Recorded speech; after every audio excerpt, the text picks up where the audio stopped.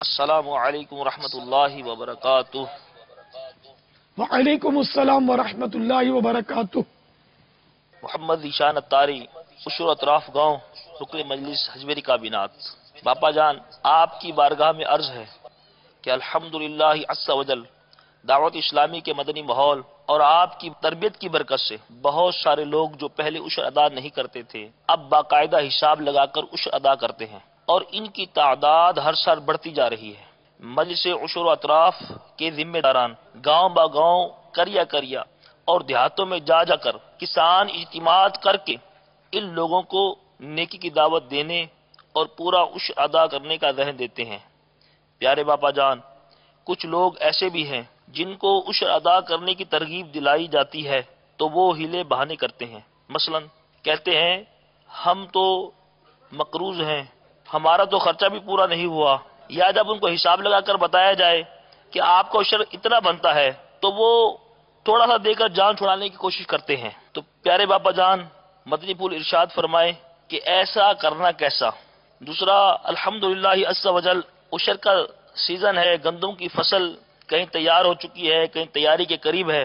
اسلامی بھائیوں نے کوششیں شروع کر دی ہیں۔ خصوصی دعا بھی فرمائے کہ ہم اپنے مدنی مرکز کے دیے ہوئے ہدف کے مطابق پورا عشر جمع کر سکیں۔ آپ کی دعاؤں کی طلبگار، عشر و اطراف گاؤں مجلس، پاکستان۔ جزاک اللہ خیرہ۔ یہ عشر جو ہے اناج کی پیداوار جو کھیتوں میں ہوتی ہے ان پر ہوتا ہے، پھلوں پر ہوتا ہے باغ کے۔ اس کی شرائط جب پائی جائیں تو ان پر عشر کہیں وہ 10واں حصہ ہوتا ہے، کہیں 20واں حصہ ہوتا ہے۔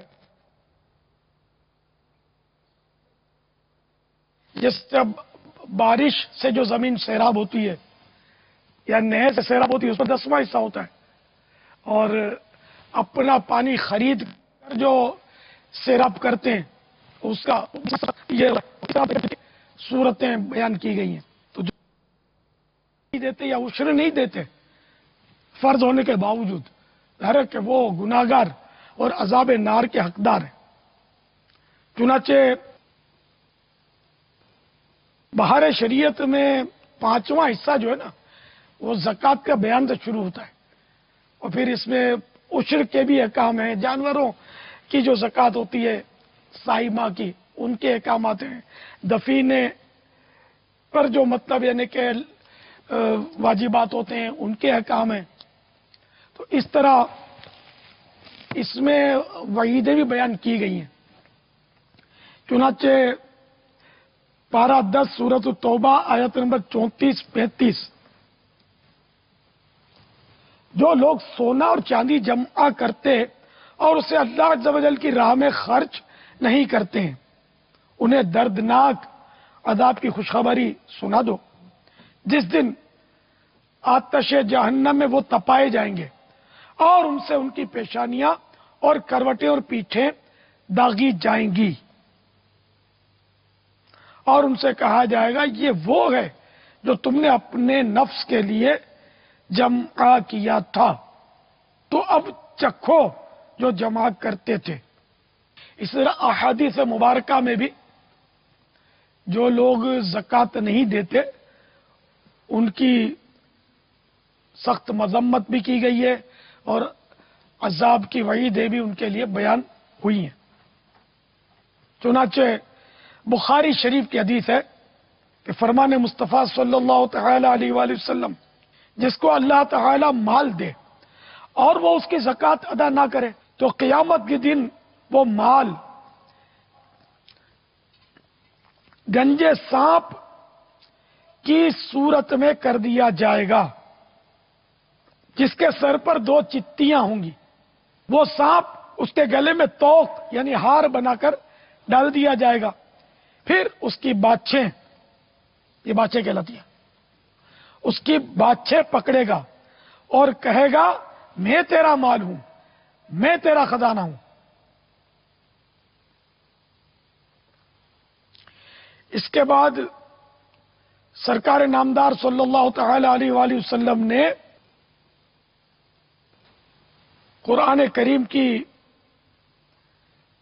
آیت مبارکہ تلاوت فرمائی